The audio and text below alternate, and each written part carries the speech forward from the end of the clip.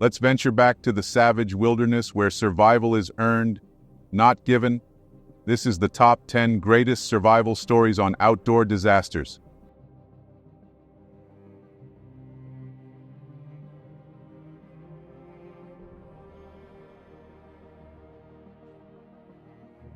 On March 29, 1943, Norwegian commando Jan Baalsrud and 11 of his fellow commandos and crewmen secretly navigated into a remote cove in the northern fjords of Toftefjord Bay, Norway, on a mission to disrupt German operations during World War II.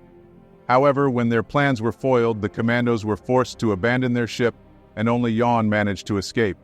With Nazis in pursuit, Baalsrud fled into the harsh Norwegian wilderness in the middle of winter, wearing minimal clothing and relying on the courage and generosity of his fellow countrymen, who risked arrest for aiding a saboteur.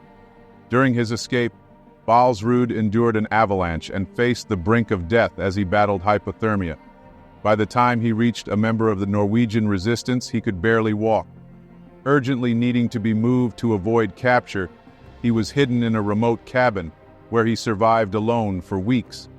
With severe frostbite on his feet, Baalsrud was forced to amputate his toes to prevent further infection. Still on the run, he continued his arduous journey toward the safety of Sweden, aided by sympathetic locals who risked everything to help him. His story of escape and survival became a rallying cry for the Norwegian people. Unable to walk, he was moved from town to town through a clandestine network until he finally reached the Swedish border, evading German forces and securing his survival. Jan Baalsrud's story became a powerful symbol of resilience, selflessness, and the deep sense of community among Norwegians. Numerous films have been made to honor his extraordinary tale of survival. To this day, Jan Baalsrud's story remains an enduring source of pride and inspiration for the people of Norway. Click on the description below for a more detailed account of this story.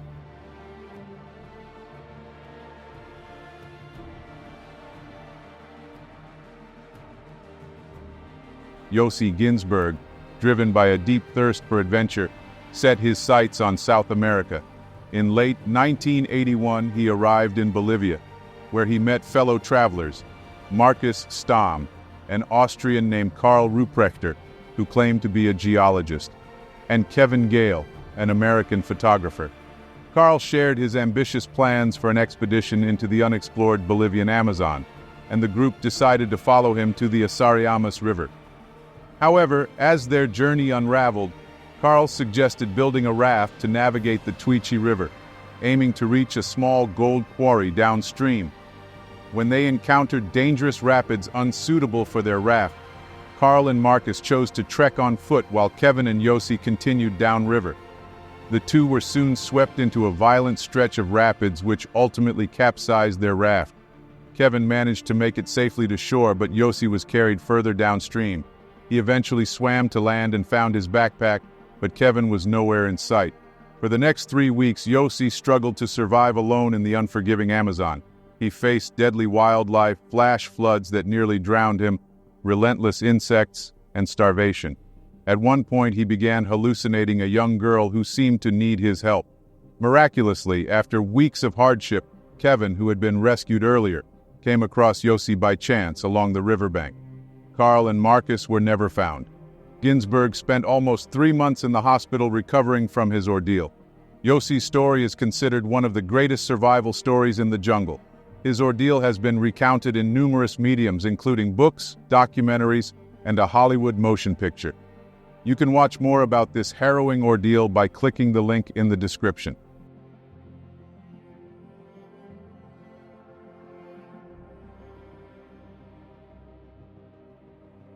In 1943, 24-year-old co-pilot Leon Crane was stationed at Ladd Airfield, a military base near Fairbanks, Alaska, which served as a testing site for aircraft bound for Russia during World War II.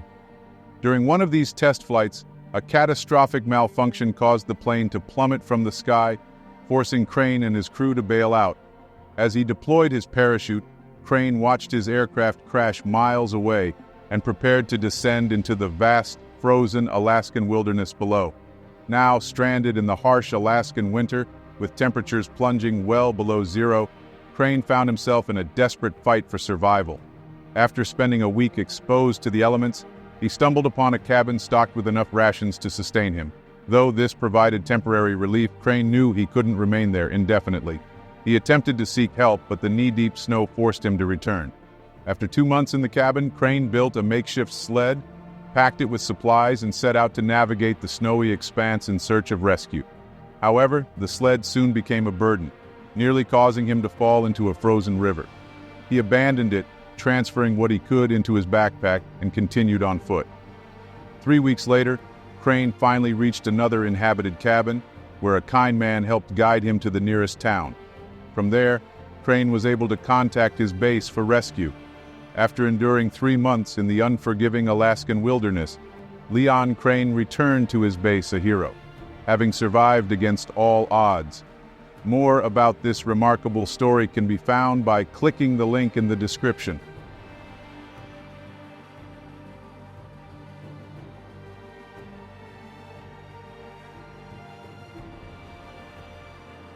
At 35, Ricky Megee set off on a road trip through the Australian outback, ready to start a new chapter in his life with a new job.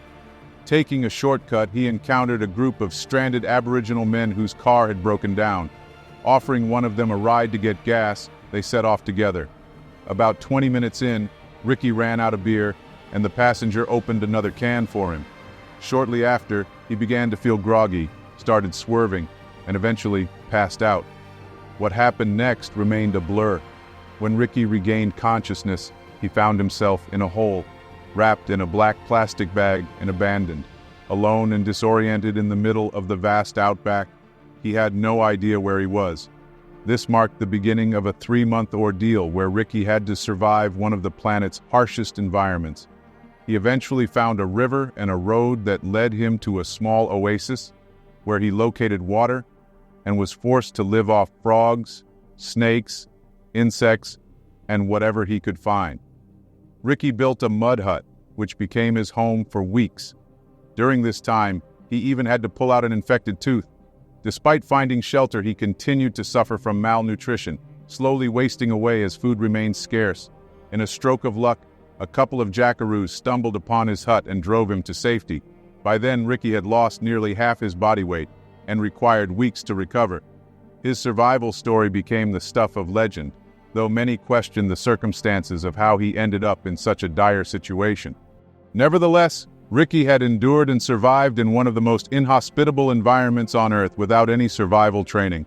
This compelling story can be watched by clicking the link below.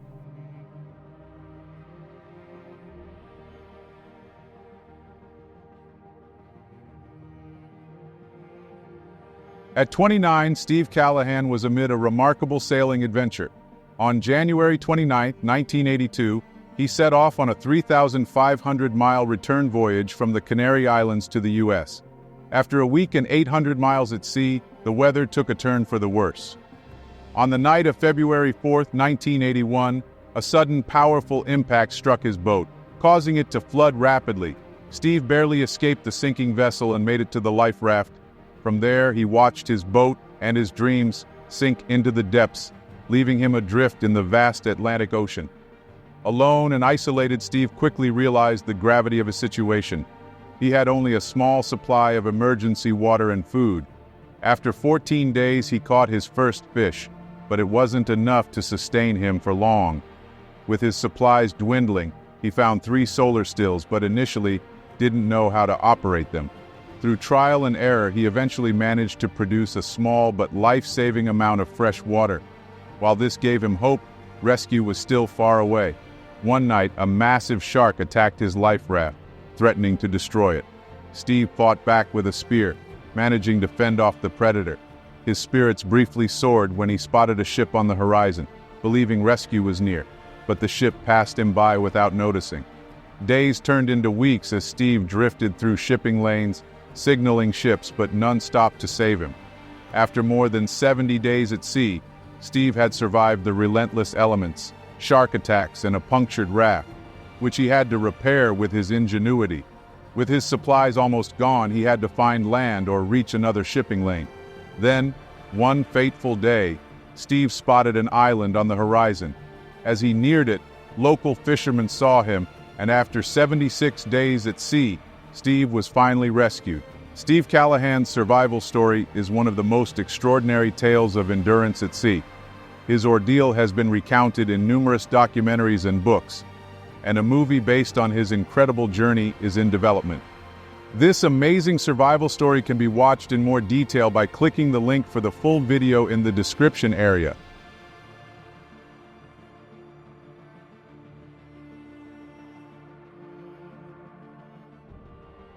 Weathers discovered a passion for climbing that soon grew into an obsession. After conquering numerous mountains, he set his sights on the ultimate challenge, Mount Everest. In the spring of 1996, Weathers would become part of one of Everest's deadliest chapters. Prior to the climb, he underwent standard eye surgery to correct his nearsightedness. As his team ascended the world's tallest mountain, Beck was eager to reach the summit. However, as they climbed, the weather on Everest turned violent. Despite the worsening conditions, the group pressed on and eventually set up camp. By evening, the weather cleared and the expedition resumed. Delays, however, set the climbers back by hours. Beck began to experience vision problems due to the effects of altitude on his recent surgery, leading to temporary blindness. Concerned for his safety, team leader Rob Hall made the difficult decision not to allow Weathers to summit, promising to accompany him back down. But before long, a fierce storm engulfed the mountain. Beck, suffering from exhaustion, exposure, and altitude sickness, grew increasingly disoriented. After hours of waiting for Rob, who became trapped in the storm, Beck was assisted by another group of climbers on their descent. As they moved, a blizzard suddenly erupted, blinding the team. With no visibility, their only hope was for a few members to reach the camp for help, leaving Beck and other stranded climbers behind. Those who made it to high camp that night arrived utterly exhausted, crawling on their hands and knees. Although others attempted to rescue the remaining climbers, the brutal storm prevented them. By morning, when rescuers found Beck and the others, they appeared close to death. Believing there was nothing more they could do, the rescuers left them, convinced they wouldn't survive. Later that day, Beck Weathers opened his eyes. His hands were frozen stiff, but against all odds, he was still alive. Summoning the last of his strength, Beck managed to get to his feet. With his body severely battered and frostbitten, he began a solo descent down the icy slopes, driven by an unshakable will to survive. He made his way toward the distant camp, the only beacon of hope. When Beck stumbled into the lower camp, the climbers were shocked. He was moving and speaking, even though his face was blackened with frostbite. It seemed as though he had returned from the dead. He was immediately given 2 sleeping bags, hot water bottles, and a steroid injection. But his ordeal was far from over. No rescue had ever been attempted from such a high altitude, and Beck needed an unprecedented solution. When his wife, initially told he had died, learned he was alive, she organized the highest recorded helicopter rescue. Beck required extensive medical treatment to address the severe damage inflicted by Everest's extreme conditions. Many would die on that day on Mount Everest, but Beck didn't. His miraculous survival captured people's attention worldwide, symbolizing human resilience and the unbreakable spirit in the face of overwhelming odds. Beck Weathers went on to become a motivational speaker, and his story of survival has been recounted in books and movies. More about this remarkable story can be found in the description below.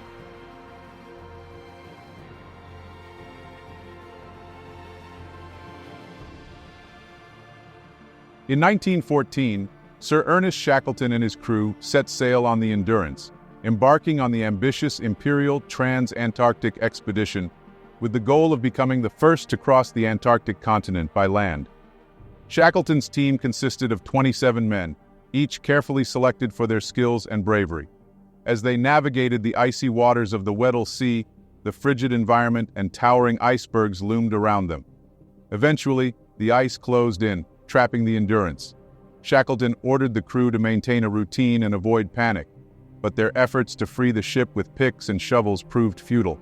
One night, the situation turned critical.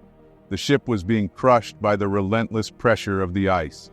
Shackleton gave the order to abandon ship, and the crew scrambled to salvage what they could carry. Stranded on the ice, they set up a makeshift camp amid the vast, desolate white of Antarctica, facing the unforgiving elements. Shackleton, demonstrating unyielding resolve, reassured his men of their ability to survive despite the dire circumstances. The destruction of the Endurance set the stage for one of the greatest tales of leadership in the history of exploration.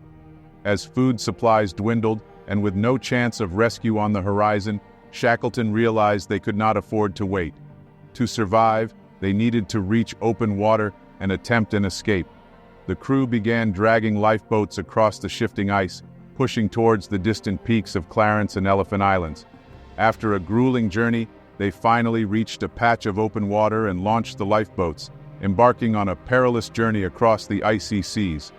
After 5 days of navigating treacherous waters, they landed on Elephant Island, a bleak, inhospitable outcrop offering little hope of rescue or resources. It was the first solid ground they had set foot on in over a year. Despite the brief relief from their lifeboats, the island was a temporary refuge, and Shackleton remained deeply concerned about the physical and mental state of his men. He organized daily routines to keep spirits high, but he knew they needed more than just determination to survive. Realizing the slim chance of rescue, Shackleton made the pivotal decision to seek help. He selected 5 of his strongest men and set sail for South Georgia Island, home to a whaling station. The journey was fraught with danger, and after 16 days of brutal conditions at sea, they reached the southern shore of South Georgia. However, the whaling stations were on the opposite side of the island, requiring a land crossing through uncharted, mountainous terrain. Rather than risking another sea journey, Shackleton, along with 2 of his men, embarked on a treacherous 36-hour march across the island, finally reaching the whaling station and ending their extraordinary journey. Shackleton's first concern was for the men he had left behind on Elephant Island. He immediately coordinated a rescue mission, but it took 3 attempts before the crew was finally rescued. Remarkably, all 27 men survived the ordeal, returning home as heroes after a harrowing 2-year struggle for survival. The expedition remains a legendary story of resilience, leadership, and courage, often hailed as the greatest survival story in history. Shackleton's unwavering leadership and the crew's determination continue to inspire people today, with the story retold across books, films, and other mediums.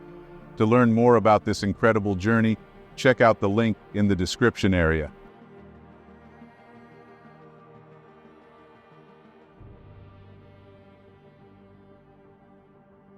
On May 26, 2013, the tugboat Gascon 4 was on a critical mission, securing a 700-foot oil tanker filled with gasoline.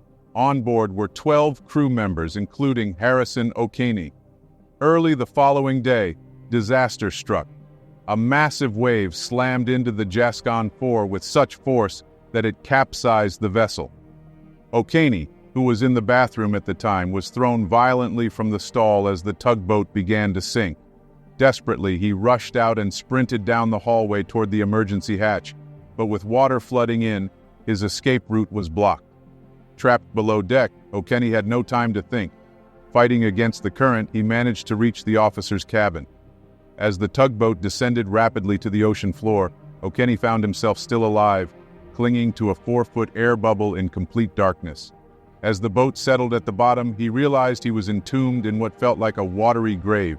Unable to move from his air pocket, Okene had to continuously tread water or use all his strength to keep his head above the freezing water.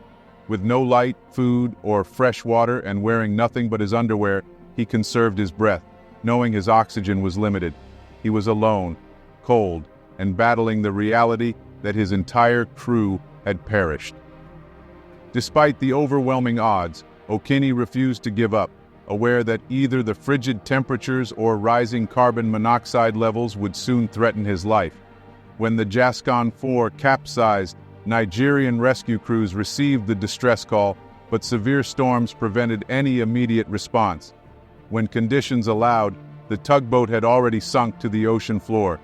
Meanwhile, Okene was fighting to stay afloat. As exhaustion set in and the salt water began to peel his skin, he realized he needed to get out of the water to rest. Navigating blindly through the wreckage, Okene managed to gather floating debris and cobbled together a small raft to keep himself above the water. After nearly 3 days in darkness, a dive team finally reached the wreck. Spotting a faint light down the hallway and carefully trying to avoid startling the diver, he gently tapped him as he swam past. The diver's camera captured the extraordinary moment of Okene's rescue. Emerging from the shadows, he reached out from his tiny air pocket, wearing nothing but his underwear and desperate to end his harrowing ordeal. 3 days after the sinking, Okene was pulled from the wreckage and began his ascent to the surface. Due to his prolonged exposure underwater and the high levels of nitrogen he had inhaled, a direct ascent would have been fatal. Before surfacing, Okene had to spend time in a decompression chamber to safely readjust to the surface pressure. His astonishing survival quickly captured global attention, becoming one of the most improbable survival stories ever recorded. Nearly 2 years after the incident, Okene faced his fears and returned to the water, becoming a certified commercial diver in 2015. His incredible journey from entrapment in the deep sea to professional diver remains a testament to human resilience and the will to survive against all odds. More about this remarkable story can be found in the description below.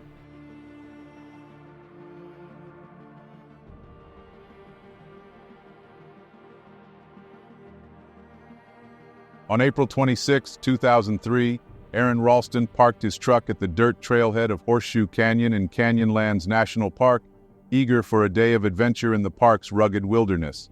As he traversed the narrow slot canyons, he encountered a 12-foot drop-off with a large chockstone wedged between the canyon walls. Planning to use it for balancing, Aron positioned himself above the rock, testing its stability with a few precautionary kicks. Confident it was secure, he slid over its edge. But as he did, the chockstone suddenly shifted, and Aron was thrown off balance. In those critical few seconds, the boulder crashed down, smashing Aron's left hand against the south wall and pinning his right hand, tearing skin from his forearm. With no way to free himself, Aron was trapped, alone in the remote canyon with limited water and food, no tools to break the boulder, and no rigging system to create leverage. He tried chipping away at the rock and even attempted to construct a pulley system using climbing rope, but nothing worked. The realization set in. No one knew he was there, and no help was coming. His hopes dwindled, and for the first time, Aron considered the unthinkable, amputating his arm, but he couldn't bring himself to do it. After 5 grueling days of failed attempts to free himself, his supplies dwindled, and Aron was facing the prospect of a slow, painful death. He turned on his camera and recorded his final goodbyes. It wasn't until the following day, when he experienced a vision of a young boy, that he found the strength to take drastic action. Realizing he needed to break his arm first, Aron leaned all his weight forward, snapping the bone. Using a small, dull Swiss Army knife, he began the painful process of cutting through his trapped arm. The entire ordeal took about an hour, but on May 1st, 2003, Aron was finally free from the boulder that had pinned him. Exhausted but determined, he crawled through the narrow canyon, rappelled down a 60-foot cliff, and trekked over 6 miles through the Utah desert. 2 Dutch tourists eventually found him, providing food and water before calling for rescue. Aron's incredible survival story captivated the world, earning widespread media attention, inspiring books, and becoming the basis for an Oscar-nominated film. Ralston's story is celebrated as one of the greatest examples of the human will to survive. For a detailed account of his gripping journey, click the link in the description.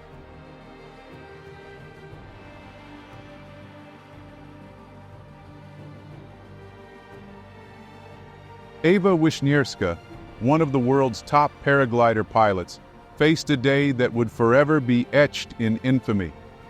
What began as a promising flight quickly turned dangerous as ominous clouds rapidly expanded, casting darkness over the sky and raising alarms among pilots about the risk of being caught in a storm and experiencing a phenomenon known as cloud suck.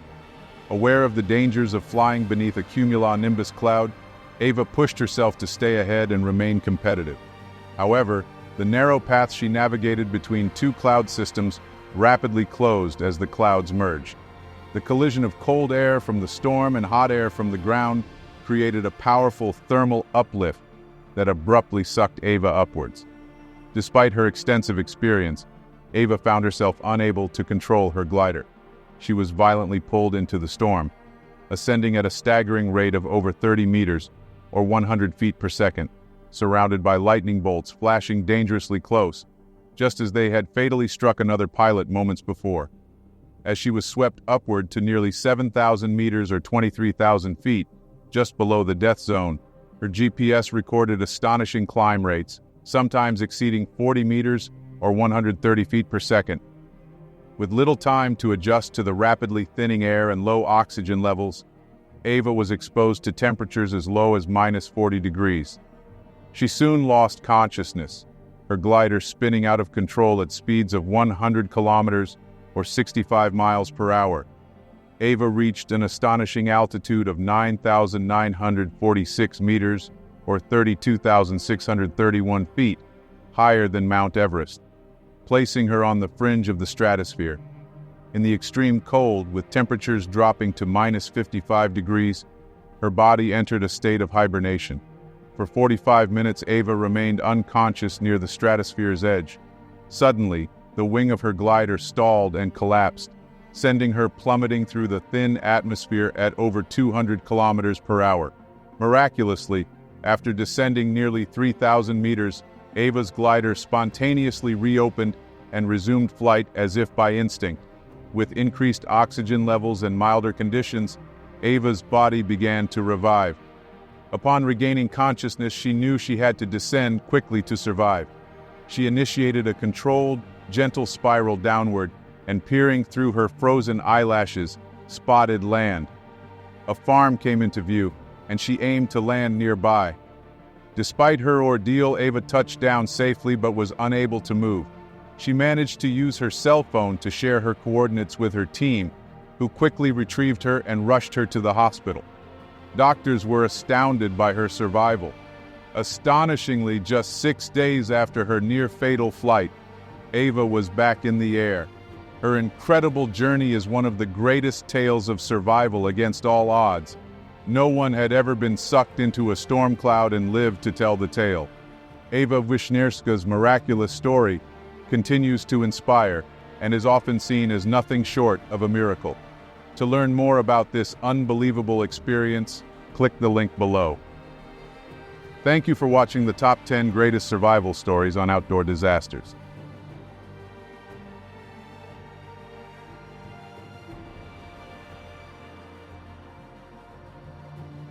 If you've made it this far, please consider clicking those subscribe and like buttons. Want more outdoor disasters content? Check out these videos I believe you'll enjoy. Thank you for watching.